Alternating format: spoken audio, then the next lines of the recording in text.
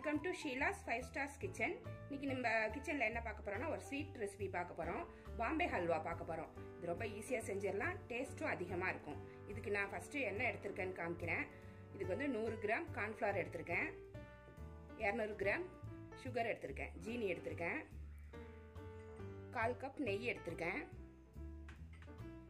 ஒரு அரை எலுமிச்சை பழம் புழிஞ்சி சாறு புழிஞ்சி எடுத்து வச்சிருக்கேன், பாதாம் பருப்பு நீல நீளமா கட் பண்ணி வச்சிருக்கேன், ஏலக்காய் கொஞ்சமா எடுத்து வச்சிருக்கேன், தேவையான அளவு போட்டுக்கலாம், பைனாப்பிள் எசன்ஸ் கொஞ்சமா எடுத்து வச்சிருக்கேன், இதுல தேவையான அளவு போட்டுக்கலாம். இது வந்து கிரீன் கலர்,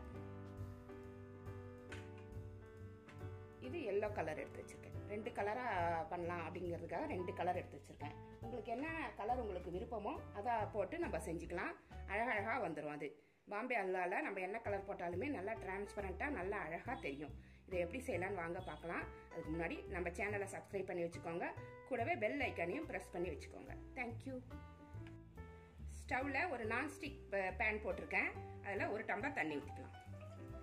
2 டம்ளர் ஜீனி எடுத்திருக்கேன், 2 கப் ஜீனி, அதுக்கு 1 கப்பு தண்ணி. இது சூடான உடனே நம்ம சர்க்கரையை போட்டு கிளற வேண்டியதுதான். தண்ணி சூடாயிருச்சு, நம்ம வந்து இதுல சர்க்கரையை சேர்த்து கிண்டிடணும். நல்லா கரைஞ்சி வரணும், அவ்வளவுதான். அதுக்கப்புறம் மாவை இதுல கொட்டி கிளற வேண்டியதுதான்.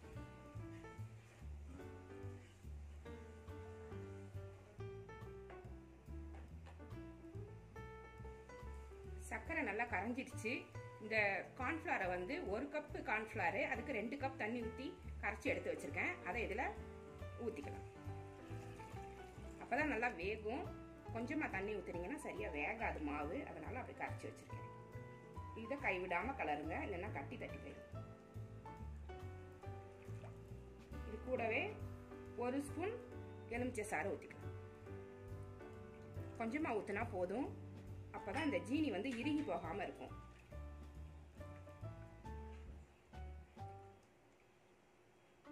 இதை கிண்டிக்கிட்டே இருக்கிறப்ப அது கெட்டியாயிடும், அது வரைக்கும் நம்ம கிண்டணும்.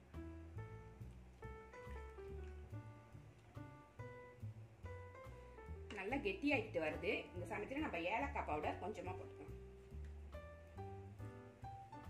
கொஞ்சம் போட்டா போதும். இதையும் போட்டு நல்லா கலரி. பைனாப்பிள் எசன்ஸ் எடுத்து வச்சிருக்கேன், இது நல்ல ஃப்ளேவர் கொடுக்கும். அதனால இதுல ஒரு அரை மூடி போட்டுக்கிறேன். அரை மூடி போட்டாலே போதும், நல்ல வாசமா இருக்கும். இது ஃப்ளேமை குறைச்சி வச்சுக்கிட்டு மெதுவா கிண்டுங்க, அப்பதான் இது நல்லா இருக்கும். இல்லைன்னா தீஞ்சு போயிடும். இந்த மெதுவா அப்படியே கிண்டிக்கிட்டே இருங்க. இல்லை கிளாஸ் மாதிரி வந்துச்சு பாருங்க, இல்லை டிரான்ஸ்பரண்டா நல்லா வந்துடும். இந்த பைனாப்பிள் எசன்ஸ் போட்ட உடனே நல்ல ஃப்ளேவர் வந்துருச்சு. இந்த சமயத்துல கொஞ்சம் கொஞ்சமா நெய் சேர்த்து கிண்டுங்க. மொத்தத்தையும் போட தேவையில்லை, கொஞ்சம் கொஞ்சமா போட்டு கிண்டிக்கிட்டே இருங்க. அது செட் ஆகிற வரைக்கும் நம்மளுக்கு நெய் தேவைப்படும், அதனால வச்சுக்கிட்டே கிண்டணும். அப்பதான் இது வந்து சுருண்டு வரும்.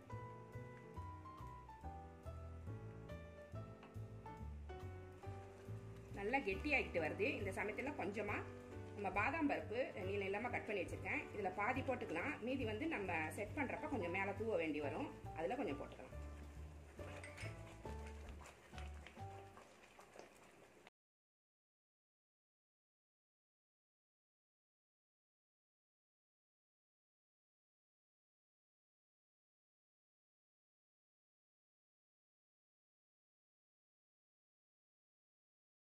வருது. இதுல எனக்கு வந்து பாதி எடுத்து வேற கலர் போடணும், அதனால இன்னும் ஒரு பேன்ல இத பாதிக்கு நான் எடுத்துக்கிறேன், மீதிக்கு ஒரு கலர் சேர்த்துப்பேன். அந்த பாதியில வேற கலர் நான் சேர்க்க போறேன், அதனால இதுல இருந்து பாதி எடுத்துக்கிறேன்.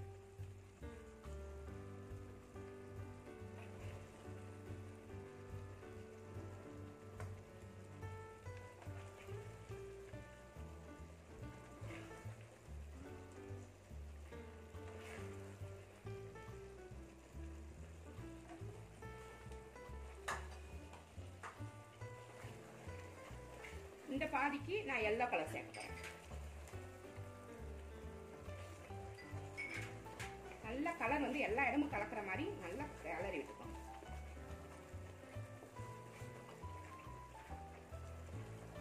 நெய் கொஞ்சம் இருக்குது, இதுக்கு பாதி அந்த கலருக்கு பாதின்னு இதை நான் டிவைட் பண்ணிக்குவேன். இதில் பாதி ஊற்றிக்கிட்டேன். அது செட் ஆகிறதுக்கு இன்னும் ஒரு ஸ்பூன் நெய் பாக்கி இருக்குது, அதை அதுக்கு ஊற்றிக்குவேன். இதுக்கு நெய் போதும். இது முடிஞ்சிச்சு. இது நல்லா சுருண்டு வந்த உடனே எடுத்து கொட்டிக்கணும், அவ்வளோதான். நல்லா சுருண்டு ரெடி ஆயிடுச்சு. இது ஒரு நெய் தடவுன ட்ரேயில் இதை நம்ம கொட்டி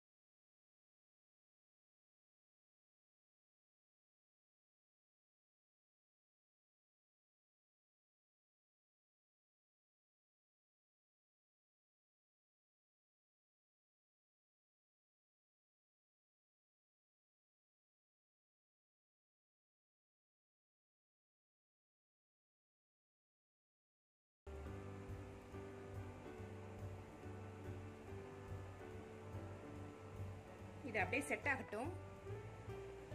இது செட் ஆனதுக்கப்புறம் இதை நம்ம சரி பண்ணிக்கலாம். இந்த ஓரத்தெல்லாம் அப்படி சரி பண்ணோன்னா அழகாக ஒரு பக்கமாக வந்துடும். அதுக்கப்புறம் நம்ம கட் பண்ணிக்கலாம். இது 1 மணி நேரம் இல்லைன்னா 2 மணி நேரம் ஆறணும். அதுக்கப்புறம் தான் இதை வந்து கட் பண்ண முடியும். மேலே கொஞ்சமாக பாதாம் போட்டுக்கணும்.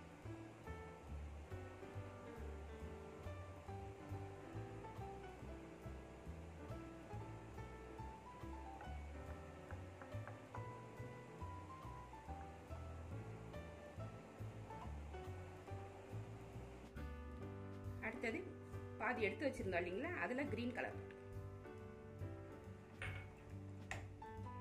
ஸ்டவ்வை மீடியமில் வச்சுட்டு நல்லா கிண்டி விட்டு கொஞ்சம் எடுத்து வச்சு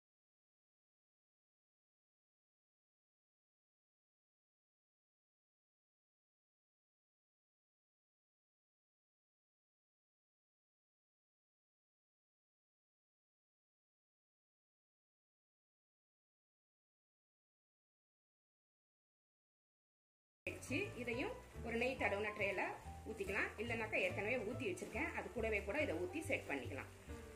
இதை போய் ஊற்றிடலாம். இப்போ இந்த கிரீன் கலரையும் இந்த சின்ன ட்ரேல கொட்டிக்கலாம்.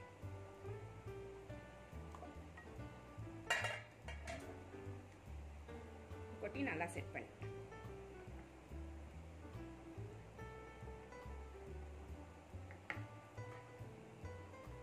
கொஞ்சமா பாதாம் மேல தூவி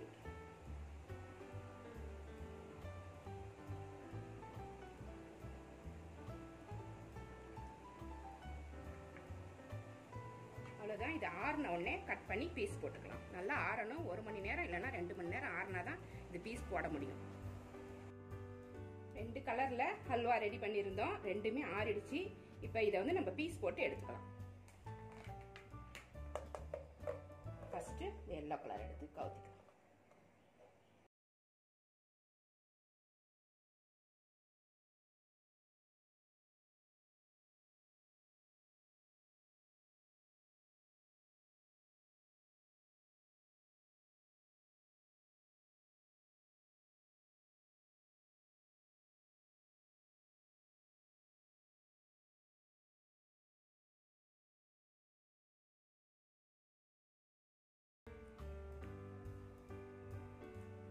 குட்டி குட்டி பீஸா உங்களுக்கு எவ்வளவு பெரிய பீஸ் வேணுமோ அவ்வளவு பெருசு கட் பண்ணிக்கலாம்.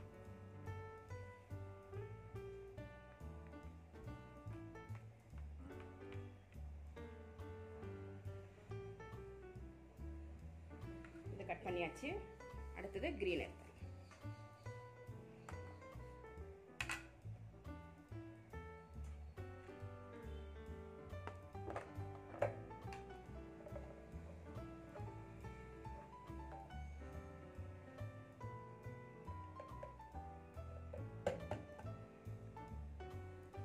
கிரீனையும் நல்லா அழகா கட் பண்ணி 2 கலருமே சூப்பரா இருக்கு. எனக்கு பிடிச்ச எல்லோ கிரீன். உங்களுக்கு பிடிச்ச கலர் நீங்க போட்டுக்கோங்க.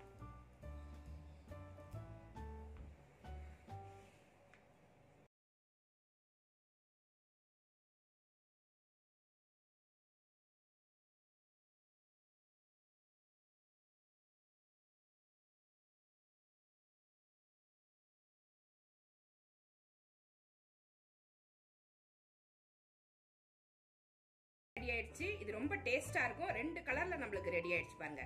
இது மாதிரி நீங்களும் உங்க வீட்ல செஞ்சு பாருங்க.